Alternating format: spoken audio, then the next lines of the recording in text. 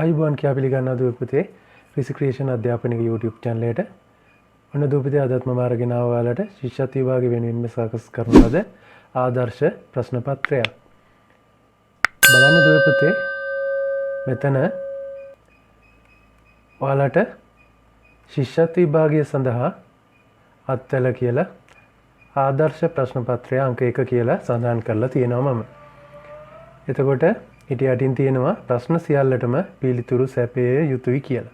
දුපතේ මෙහෙම සඳහන් කරලා තිබුණොත් ඔයාලා අනිවාර්යයෙන්ම තියෙන ප්‍රශ්න සියල්ලටම පිළිතුරු සපයන්න ඕන. ඒක අනිවාර්යයි. මෙහෙම ප්‍රශ්න පත්‍රයක සඳහන් කරලා තිබුණා. ඒ වගේම දකුණු පසින් සටහන් කරලා තියෙනවා දුපතේ කාලය මිනිත්තු 30යි කියලා.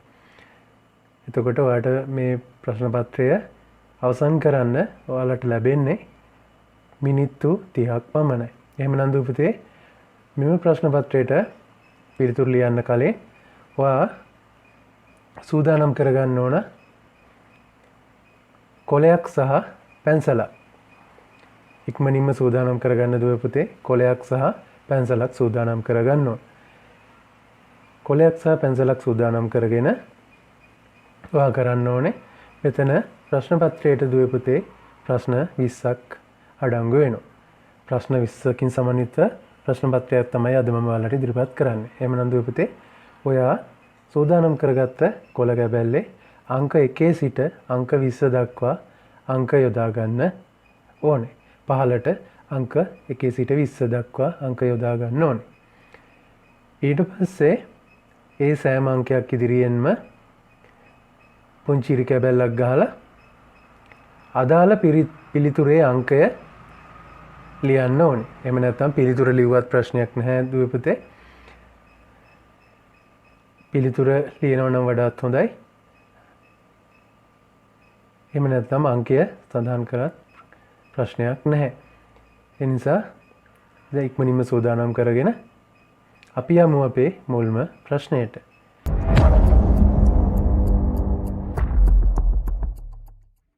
බලන්න දුපතේ පළවෙනි ප්‍රශ්නය කණ්ණාඩියකින් බැලුව විට වෙනස් නොවී පෙනෙන අකුර කුමක්ද? කණ්ණාඩියකින් බැලුව විට වෙනස් නොවී පෙනෙන අකුර කුමක්ද? පිළිතුරු තුන තියෙනවා දුපතේ. P අකුර, B අකුර, M අකුර. දුපතේ දැන් මෙතනදී මම කිව්වා ඔයාලා සූදානම් කරගත්ත කොලේ අංක යොදන්න කියලා. ඔයාලට මෙතන අංකයක් පෙනෙන්නේ නැති වුණාට ඔයාලා දන්නවා මෙතන 1 2 3 කියලායි අංක මෙතන සඳහන් වෙන්නේ. එතකොට ඔයාලට පුළුවන් ඔයා 1 සිට 20 දක්වා අංක යොදාගත්ත කොළ කැබැල්ලේ අංක 1 ඉදිරියෙන් පුංචි ඉරි කැබැල්ලක් ගහලා P අකුර නම් P අකුර කියලා ලියන්නත් පුළුවන්. එහෙම නැත්නම් අංක 1 කියලා දාන්නත් පුළුවන්. B අකුර නම් B අකුර කියලා දාන්නත් පුළුවන්. එහෙම නැත්නම් අංක 2 කියලා දාන්නත් පුළුවන්. M අකුර නම් M අකුර ලියන්නත් පුළුවන්. අංක 3 කියලා දාන්නත් පුළුවන්. දුපතේ මම හිතනවා ඔයාලා මේකට පිළිතුරු ලියන්න නැති කියලා. අපි යමු අපේ දෙවෙනි පැනයට. බලන්න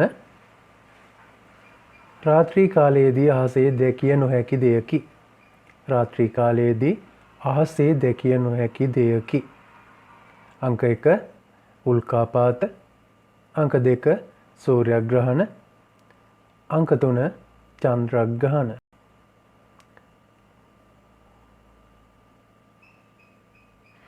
දුපතේ මෙතනදිත් ඔයාලා අර කලින් ආකාරයටමයි පිළිතුරේ අංක 2 යොදලා ඊට ඉදිරියෙන් පුංචි ඉරි කැබැල්ලක් ගහලා ඔයාගේ පිළිතුරු අංකය හෝ පිළිතුර ලියන්න අවශ්‍ය වෙනවා. එhmenan දුපතේ අපි යමු අපේ තුන්වෙනි ප්‍රශ්නයට. බලන්න අංක 3 මේ අතුරින් ජලයේ පාවෙන දෙයක් වන්නේ. මේ අතුරින් ජලයේ පාවෙන දෙයක් වන්නේ. අංක 1 ලුණු, අංක 2 පොල් තෙල්, අංක 3 සීනි. මෙයටත් පෙර ආකාරයෙන්ම ඔයා අංක 3 ඉදිරියේ පිළිතුරු අංකය හෝ පිළිතුර සඳහන් කරන්න. අපි යමු ඊළඟ ප්‍රශ්නයට. ප්‍රශ්න අංක 4 ගෝ ද්‍ර ස ගොයන්න ද්‍රයන්න සයන් කෙටි යෙදුමෙහි අර්ථය කුමක්ද? මේ අකුරු තුනෙන් සඳහන් කරන කෙටි යෙදුමෙහි අර්ථය කුමක්ද කියලායි අහන්නේ අපි. පිළිතුරු අංක 1 ගොඩනැගිලි ද්‍රව්‍ය සංස්ථාව, අංක 2 ගොවිජන ද්‍රව්‍ය සංස්ථාව, අංක 3 ගොවි ද්‍රව්‍ය සමිතිය. දැන් ඔයාලට පුළුවන් නිවැරදි පිළිතුර ප්‍රශ්න අංක 4 ඉදිරියෙන් ඉරි කැබැල්ලක් ගහලා පිළිතුර හෝ ප්‍රශ්න පිළිතුරු අංකයේ නිවැරදි පිළිතුරු අංකය සඳහන් කරන්න. 1ද 2ද 3ද කියලා. අපි යමු පස්වෙනි ප්‍රශ්නයට. ප්‍රශ්න අංක 5 4 6 10 18 හිස් තැනක්. මෙම සංඛ්‍යා රටාවේ ඊළඟට ගැලපෙන සංඛ්‍යාව කුමක්ද? මෙතන දුවපුතේ සංඛ්‍යා රටාවක් තියෙනවා 4 6 10 18 ඊට පස්සේ හිස් තැනක් තියෙනවා. මේ සංඛ්‍යා රටාව ඔයාලා හඳුනාගෙන 18ට පස්සේ එන්න ඕන සංඛ්‍යාව කුමක්ද කියලායි අපෙන් අහන්නේ. පිළිතුරු අංක 1 26, පිළිතුරු අංක 2 34, පිළිතුරු අංක 3 24. මෙම සංඛ්‍යා රටාව හඳුනාගෙන ඔයාලට පුළුවන් පිළිතුර කුමක්ද කියලා පිළිතුර ලියන්නත් පුළුවන් ප්‍රශ්න අංක 5ට ඉදිරියෙන්. එහෙම නැත්නම් මෙතන මම දීලා තියෙන පිළිතුරු තුනේ 1ද 2ද 3ද කියලා ලියන්නත් පුළුවන්. අපි යමු ප්‍රශ්න අංක 6ට. අද වන විට ප්‍රධාන මාර්ගයක් හරහා මාරු වීම අපහසු වී ඇත්තේ. අද වන විට ප්‍රධාන මාර්ගයක් හරහා මාරු වීම අපහසු වී ඇත්තේ. පිළිතුරු අංක 1 කහයිර සුදු කිරීම නිසාය. පිළිතුරු අංක 2 මීදුම අධික නිසාය. පිළිතුරු අංක 3 වාහන ප්‍රමාණය වැඩි නිසාය. මේ ප්‍රශ්නයටත් නිවැරදි පිළිතුර ප්‍රශ්න අංක 6 ඉදිරියෙන් අංක 1ද 2ද 3ද කියලා සඳහන් කරන්නත් පුළුවන්. නිවැරදි පිළිතුර ලියන්නත් ඔයාලට පුළුවන් දුයි. අපි යමු ඊළඟ ප්‍රශ්නය. ප්‍රශ්න අංක 7. ශාකයකට ජලය උරා ගනු ලබන්නේ. ශාකයකට ජලය උරා ගනු ලබන්නේ. පිළිතුරු අංක 1 පත්‍ර මගිනි. පිළිතුරු අංක 2 මුල් මගිනි. පිළිතුරු අංක 3 පොතු මගිනි. මේකටත් පෙර ආකාරයටම ප්‍රශ්න අංක 7ට ඉදිරියේ පිළිතුරු අංකය හෝ පිළිතුර සඳහන් කරන්න.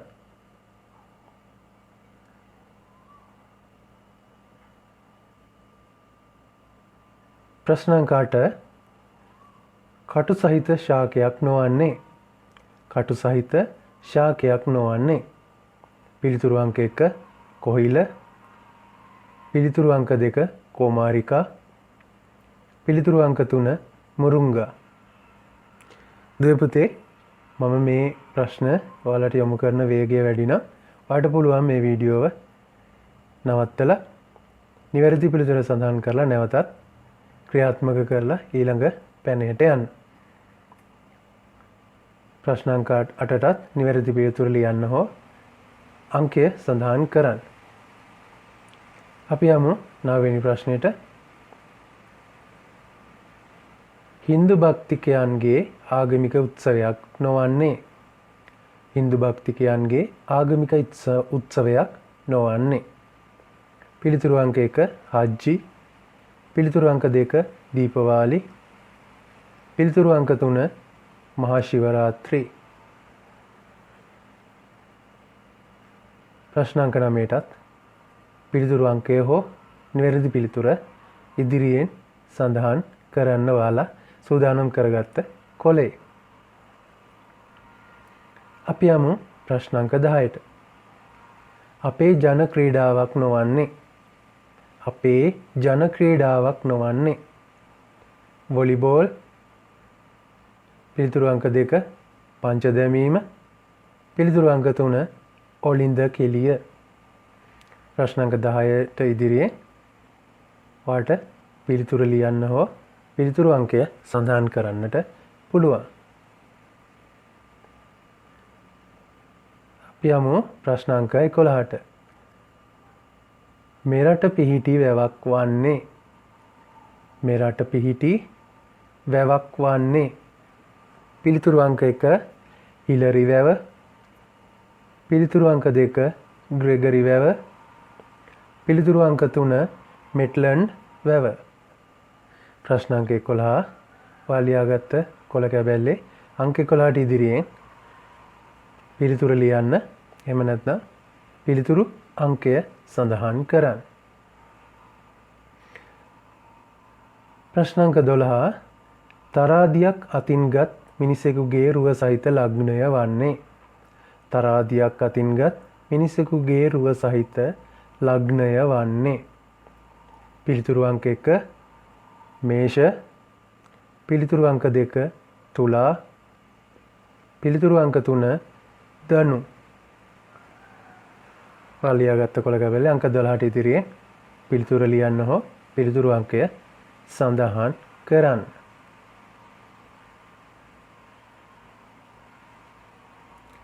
ප්‍රශ්න අංක 13 සුළඟ මගින් ව්‍යාප්ත වන බීජයක් නොවන්නේ සුළඟ මගින් ව්‍යාප්ත වන බීජයක් නොවන්නේ පිළිතුරු අංක 1 තොටිල, පිළිතුරු අංක 2 කඩුපහර, පිළිතුරු අංක 3 කිරළ. අංක 13ට ඉදිරියේ නිවැරදි පිළිතුර හෝ නිවැරදි පිළිතුරු අංකය සඳහන් කරන්න. ප්‍රශ්න අංක 14 මල් වලින් සකසන ලද ඖෂධීය පානයක් නොවන්නේ මල් වලින් සකසන ලද ඖෂධීය පානයක් නොවන්නේ පිළිතුරු අංක 1 රණවරා, පිළිතුරු අංක 2 බෙලි, පිළිතුරු අංක 3 කෝමාරිකා. අංක 14ට ඉදිරියේ පිළිතුරු අංකය හෝ නිවැරදි පිළිතුර සඳහන් කරන්න. අපි යමු ප්‍රශ්න අංක 15ට. අඟුරු කොක්ක භාවිතා කරනු ලබන්නේ අඟුරු කොක්ක භාවිතා කරනු ලබන්නේ පිළිතුරු අංක 1 කම්මල් කර්මාන්තයේදී, පිළිතුරු අංක 2 පතල් කර්මාන්තයේදී, පිළිතුරු අංක 3 වඩු කර්මාන්තයේදී.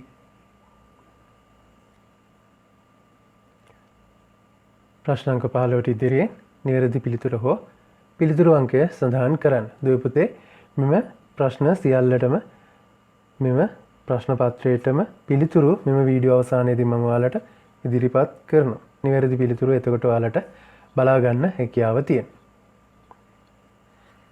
එhmenan අපි යමු අපේ 16 වෙනි ප්‍රශ්නයට. පාද රහිත සතෙකු නොවන්නේ පාද රහිත සතෙකු නොවන්නේ. දෙපොතේ මේ වගේ ප්‍රශ්නයක් කෙනෙකුට ඔයාලා හොඳින් තේරුම් ගන්න ඕන මේ ප්‍රශ්නේ අර්ථය. බලන්න පාද රහිත කිව්වොත් මේ රහිත කියන වචනේ තේරුම නැති. පාද නැති සතෙකු නොවන්නේ. මෙතන පාද රහිත සතෙකු නෙමෙයි. මේ සතුන් තිදෙනා අතරින් පාද නැති සතෙකු නෙමෙයි කියලයි මේ ප්‍රශ්නයේ අර්ථය. එනිසා හොඳින් ප්‍රශ්නය තේරුම් ගන්න ඕනේ. පාද රහිත සතෙකු වන්නේ කියලා නෙමෙයි තියෙන්නේ, නොවන්නේ. පිළිතුරු අංක 1 ගොළු බෙල්ලා, පිළිතුරු අංක 2 එක නලයා, පිළිතුරු අංක 3 කූඩැල්ලා.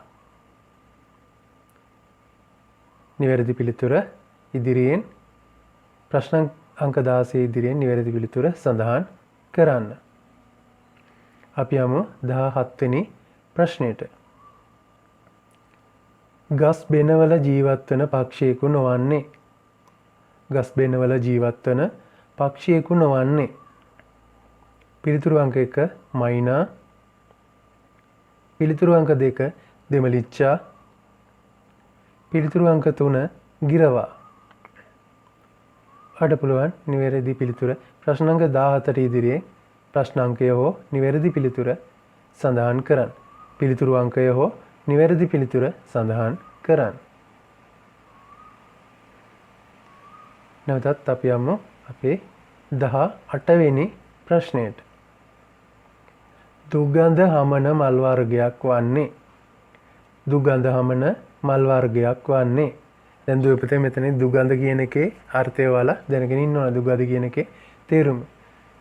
දුගඳ කියන එකේ විරුද්ධ පදය තමයි මොකද්ද?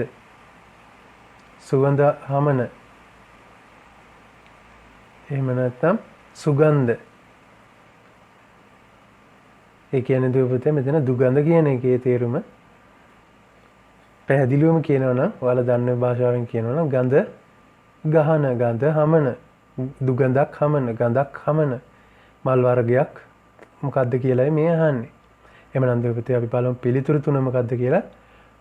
පිළිතුරු අංක 1 කිඩාරම්, පිළිතුරු අංක 2 ලිලි, පිළිතුරු අංක 3 කටරොළු.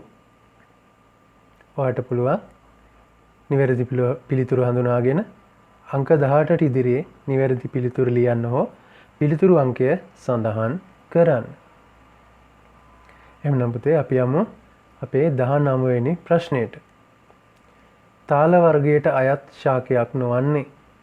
තාල වර්ගයට අයත් ශාකයක් නොවන්නේ. දැන් දුවේ පුතේ ඔයාලා දැනගෙන ඉන්න ඕන තාල වර්ගයට අයත් ශාක මොනවද? තාල වර්ගය කියන්නේ මොකද්ද? මෙහි අර්ථය මොකක්ද කියලා දැනගෙන ඉන්න ඕන. දුවේ පුතේ මම තාල වර්ගයට අයත් ශාක වෙනම ඔයාලට පාඩමකින් ඉදිරිපත් කරන්න. මම හිතනවා ගොඩක් අය මේ වෙනකොට තාල වර්ගයට අයත් ශාක මොනවද කියලා දන්නවා. අපි වැඩිදුරටත් ඉදිරි පාඩමකදී ඉගෙන ගනිමු. අපි බලමු පිළිතුරු තුන මොනවද කියලා. පළවෙනි පිළිතුර කිතුල්, දෙවෙනි පිළිතුර රටඉඳි, තුන්වෙනි පිළිතුර අඹ. ඔයාලට පුළුවන් නිවැරදි පිළිතුර හඳුනාගෙන අංක 19ට ඉදිරියේ නිවැරදි පිළිතුර සඳහන් කරන්න හෝ නිවැරදි පිළිතුරු අංකය සඳහන් කරන්න. දුවේ පුතේ එහෙමනම් අපි යමු අපේ ප්‍රශ්න පත්‍රයේ අවසාන ප්‍රශ්නයට. අවසාන ප්‍රශ්නේ මොකක්ද කියලා බලන්න. හොඳයි. බලන්න දුවේ පුතේ. නැගෙනහිර පළාතට අයත් පුෂ්පය වන්නේ. නැගෙනහිර පළාතට අයත් පුෂ්පය වන්නේ. දුවේ පුතේ ඔයාලා දන්නවා මම කලින් පාඩමකත් මේ පළාත් වලට අයත් පුෂ්ප එහෙම නැත්නම් මල් වර්ග හඳුනා ගන්න කෙටි ක්‍රමයක් කවියකින් මතක තියාගන්න පුළුවන් කෙටි ක්‍රමයක් ඔයාලට කියලා තියෙනවා. බැලුවේ නැති අය ඒ පාඩමත් බලන්න. ඔයාලා දන්නවා පළාත් වලට අපේ රටේ තියෙන පළාත් 9ට අයත් පුෂ්පයන් එකිනෙක නම් කරලා තියෙනවා. ඒ පළාත් වලට අයත් පුෂ්පයන් ඔයාලා මතක තියාගන්න අත්‍යවශ්‍ය වෙනවා. දැන් මෙතන ප්‍රශ්නේදී අහන්නේ අපේ නැගෙනහිර පළාතට අයත් පුෂ්පය මොකක්ද කියලා. නැගෙනහිර පළාතට වෙන්නුන පුෂ්පය මොකක්ද කියලා. එහෙමනම් අපි බලමු පිළිතුරු තුන. පළවෙනි පිළිතුර මහරත්මල, දෙවෙනි පිළිතුර ගොඩමානෙල්, තුන්වෙනි පිළිතුර ගුරුළු රාජ. වාට පුළුවන් නැගෙනහිර පළාතට අයත් පුෂ්පය මොකක්ද කියලා හඳුනාගෙන අංක 20ට ඉදිරියේ පිළිතුර හෝ නිවැරදි පිළිතුරු අංකය සඳහන් කරන්න. හොඳයි දුවේ පුතේ ඔයාලට ලැබුණු ප්‍රශ්න පත්‍රය ප්‍රශ්න 20කින් සමන්විත ප්‍රශ්න පත්‍රය අවසන් වෙනවා. ඔයාලට පුළුවන් ඔයාලා ලියපු කොළ කැබැල්ල නැවතත් පරීක්ෂා කරලා බලන්න. හොඳින් බලන්න පරීක්ෂා කරලා සෑම ප්‍රශ්නයකටම පිළිතුරු ලියලාද කියලා. මොකද මේ ප්‍රශ්න පත්‍රයේ උඩින්ම අපි කියලා තියෙනවා සෑම ප්‍රශ්නයකටම පිළිතුරු සැපිය යුතුයි කියලා. ඒක අනිවාර්යෙන් විය යුතුයි දුවේ පුතේ. එහෙමනම් අපි බලමු අපේ ප්‍රශ්න පත්‍රයේ නිවැරදි පිළිතුරු මොනවද කියලා. අපි බලමු නිවැරදි පිළිතුරු ටික. එහෙමනම්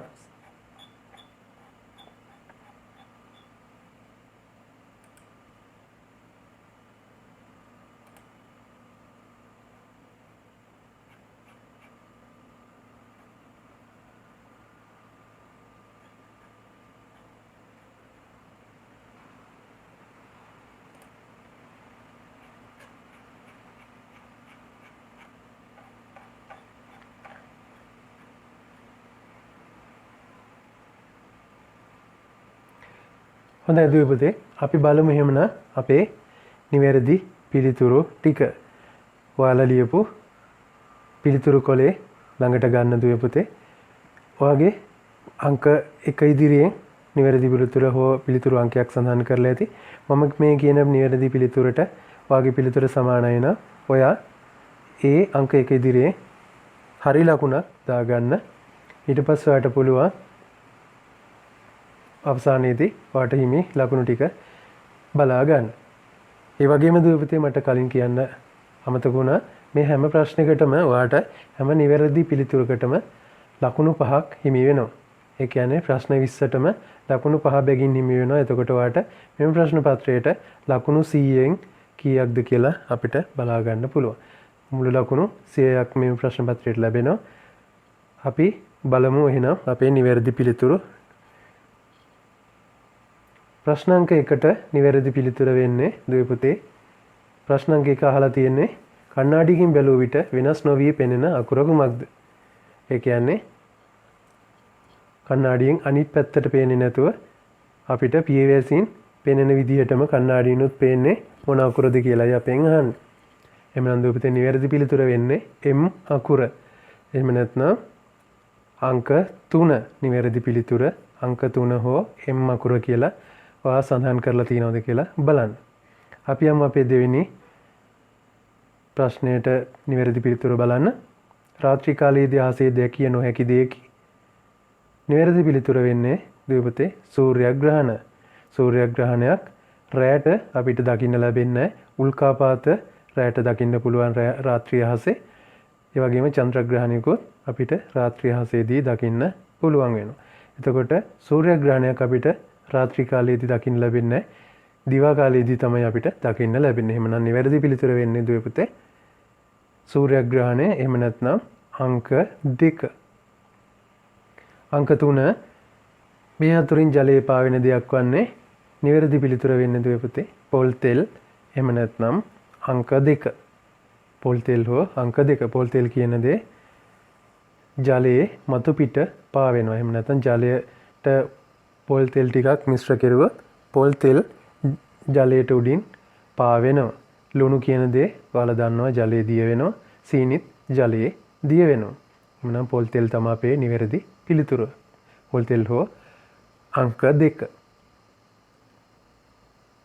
අංක 4 ගොද්‍රස කෙටි යෙදුමේ අර්ථය මොකක්ද කියලා මේ හතරවෙනි ප්‍රශ්නෙන් අහුවේ අපි.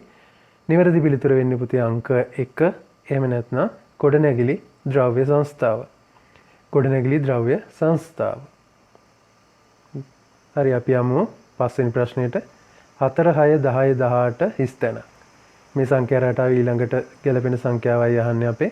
නිවැරදි පිළිතුර දුවේ පුතේ 34. බලන්න ඔයාලට ප්‍රශ්නයක් ඇති මෙතන 34 ආවේ කොහොමද කියලා. 4 6 4ට දෙකක් එකතු වෙලා 6 හැදිලා තියෙනවා දුවේ. ඊළඟට 6ට 4ක් එකතු වෙලා 10. එතකොට පළවෙනි සංඛ්‍යා දෙක අතර වෙනස 2යි.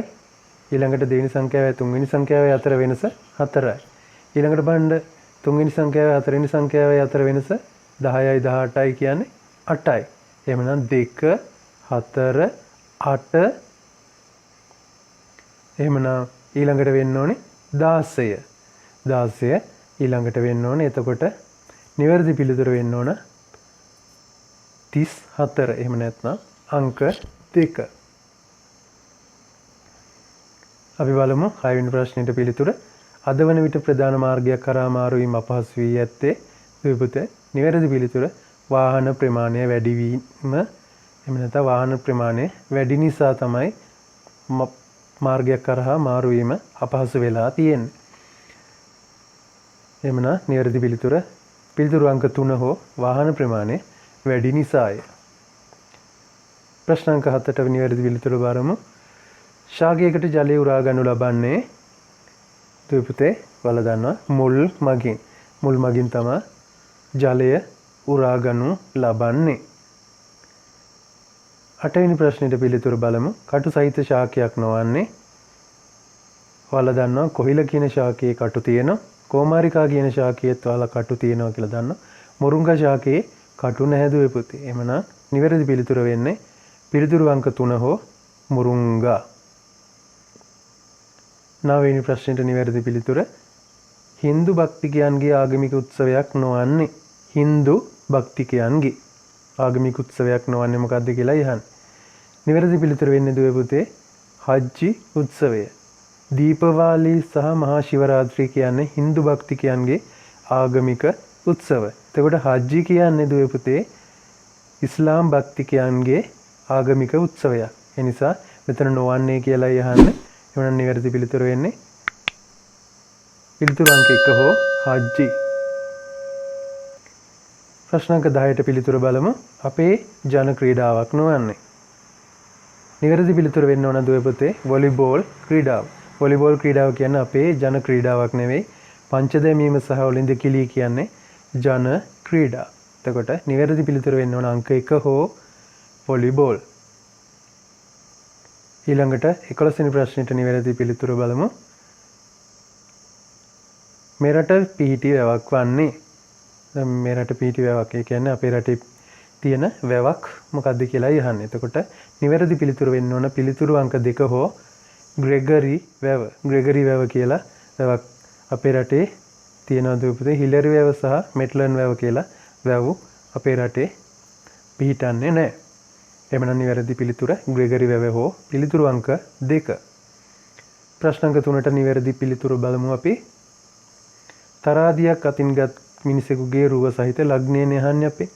තරාදියක් අතින්ගත් මිනිසෙකුගේ රුව. ලග්න 12ක් තියෙනවා දුවේ පුතේ. ලග්න 12ේ සංකේත තියෙනවා. ඔයාලා දන්නවා. ඒ සංකේත වලින් තරාදියක් අතින්ගත්තු මිනිසෙකුගේ රුව තියෙන සහිත සංකේතයේ තියෙන ලග්නය මොකක්ද කියලා අපෙන් අහන්නේ.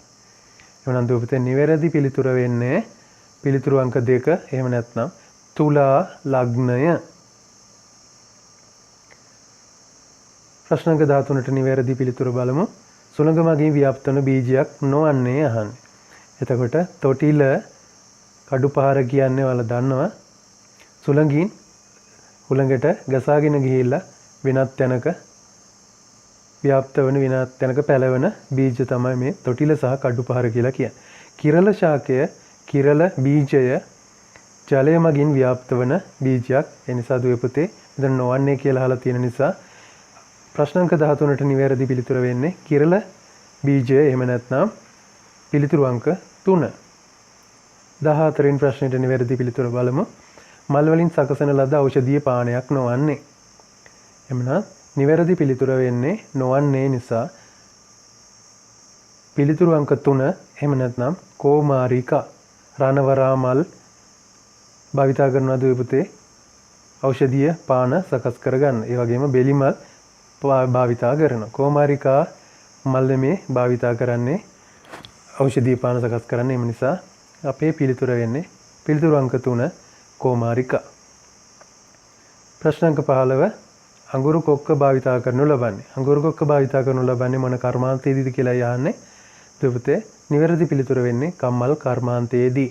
කම්මල් කර්මාන්තයේදී තමයි අඟුරු කොක්ක භාවිතා කරනු ලබන්නේ. එහෙමනම් නිවැරදි පිළිතුරු අංක 1 කම්මල් කර්මාන්තයේදී. ඊළඟට 16 වෙනි ප්‍රශ්නෙට පාද රහිත සතෙකු නොවන්නේ. පාද නැති සතෙකු නොවන්නේ. එතකොට නිවැරදි පිළිතුර වෙන්නේ හිකනලය.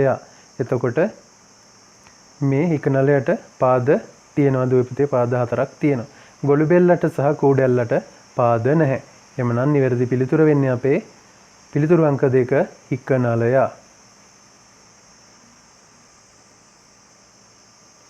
බලන්න ප්‍රශ්න අංක 17ට ගස් බෙනවල ජීවත් වෙන පක්ෂියෙකු නොවන්නේ. ගස් බෙනවල ජීවත් වෙන පක්ෂියෙකු නෙවෙයිලු මේ තුන් දෙනාගෙන් එක්කෙනෙක්. බලන්න මයිනා ගස් බෙනවල ජීවත් වෙනවා. ගිරවත් ගස් බෙනවල තමයි ජීවත් වෙන්නේ. කූඩු හදාගෙන බිත්තර දාලා පැටව වී කරන්නේ ගස් බෙනවල. එතකොට දෙමලිච්චා පොතේ කැදලි හදන්නේ ගස් වල අතු වල කැදලි හදනවා. එතකොට දෙමලිච්ච තමයි අපේ පිළිතුර වෙන්නේ නොවන්නේ කියලා අහන නිසා. එමනම් 17ට ප්‍රශ්න අංක 17ට නිවැරදි පිළිතුර දෙමලිච්චා පිළිතුරු අංක 2. ප්‍රශ්න අංක 18 දුගඳ හමන මල් වර්ගයක් වන්නේ. දුගඳ හමන මල් වර්ගයක්. ගඳ ගහන මල් වර්ගයක් තමයි මෙතන අහන්නේ. ලිලි මල් සුවඳ හමනවා, කටරොළු මල් සුවඳ හමනවා. එහෙමනම් අපේ නිවැරදි පිළිතුර වෙන්නේ කිඩාරම් මල. කිඩාරම් මලෙන් දුගඳක් තමයි දුවේ පුතේ හමන්නේ. එතකොට අපේ පිළිතුර වෙන්නේ පිළිතුරු අංක 1 කිඩාරම් මල. ප්‍රශ්න අංක 19 තාල වර්ගයට අයත් ශාකයක් නොවන්නේ. තාල වර්ගයට අයත් ශාකයක් නොවන්නේ. තාල වර්ගයට අයත් කියන්නේ මුදුන් මුලක් රහිත. මුදුන් මුලක් රහිත මම කිව්වා මේ තාල වර්ගයට අයත් ශාක ගැන මම වෙනම පාඩමක් කරන්න වැඩි දුර විස්තර කරලා දුවේ පුතේ. එහෙනම් අපේ නිවැරදි පිළිතුර වෙන්නේ කිතුල් ශාකයේ තාල වර්ගයට අයත් ශාකයක්. රටින්දි ශාකයත් තාල වර්ගයට අයත් ශාකයක්. ඒ වගේම තල්, පොල් වගේ ශාක තාල වර්ගයට අයත් ශාක. පුවක් වගේ ශාක. එතකොට අඹ කියන්නේ තාල වර්ගයට අයත් ශාකයක් නෙමෙයි. එහෙනම් අපේ පිළිතුර වෙන්නේ පිළිතුරු අංක 3 අඹ ශාකය. අපි බලමු අවසාන ප්‍රශ්නෙට නිවැරදි පිළිතුර මොකක්ද කියලා. නැගිනීර පළාතට අයත් පුෂ්පය වන්නේ දුවේ පුතේ ඔයාලා දැන් දන්නවා, ගොඩක් අය දන්නවා. මම අර කියලා දුන්න කවියත් හොඳින් පාඩම් කරගන්න. බැලුවේ නැති අය මේ වීඩියෝවත් බලන්න කියලා ආරාධනා කරනවා. නැගිනීර පළාතට වෙන් වුණ මල එහෙම නැත්නම් පුෂ්පය තමයි දුවේ පුතේ ගොඩමානෙල් මල. එහෙමනම් දුවේ පුතේ දැන් ඔයාලා ගාව තියෙන කොලේ බලන්න හරි කීයක් තියෙනවද කියලා. හැම නිවැරදි පිළිතුරකටම මම කිව්වා හරි දාගෙන යන්න කියලා. දැන් බලන්න ඔයාට මේ ප්‍රශ්න 20න් නිවැරදිව කීයක් පිළිතුරු දීලා තියෙනවද කියලා, හරි කීයක් තියෙනවද කියලා ගණන් කරලා බලන්න. දැන් හරි ගණන ගුණ කරන්න දුවේ පුතේ 5න්. හරි ගණන දැන් ඔයා හිතන්න දැන් මෙතන ප්‍රශ්න 20න් වාගේ 15ක් හරි ගියා කියලා. එතකොට තියෙනවා හරි 15ක්. වගේ හරි දාලා තියෙනවා 15ක්. එතකොට 15 ගුණ කරන්න දුවේ පුතේ 5න්. 15 ගුණ කරන්න 5න්. එතකොට ඔයාට ලකුණු එනවා, මුළු ලකුණු එනවා මේ ප්‍රශ්න පත්‍රයට 75ක්. ඒ වගේ ඔයාට තියෙන හරි ගණන 5න් ගුණ කරලා දුවේ පුතේ මේ වීඩියෝ යටින් කමෙන්ට් කරන්න වගේ නමත් එක්ක. වගේ නමත් එක්ක පහලින් කමෙන්ට් කරගෙන යන්න ඔයාට ලැබුණු මුළු ලකුණු ගන්න. එහෙනම් දුවේ පුතේ නැවතත් මෙවැනිම වීඩියෝකින් අපි හමු වෙමු. එතෙක් ඔයාලා හැමෝටම දුවේ පුතේ පරිස්සමෙන් ඉන්න, ගෙදරට වෙලා ඉන්න, නිතර අධ්‍යාපන කටයුතු වල නිරත වෙන්න. මාකට ප්‍රශ්නයක් තියෙනවා නම් පහලින් ඒකත් කමෙන්ට් කරලා යන්න. එහෙනම් දුවේ පුතේ තෙරුවන් සරණයි. ජේසු පිහිටයි.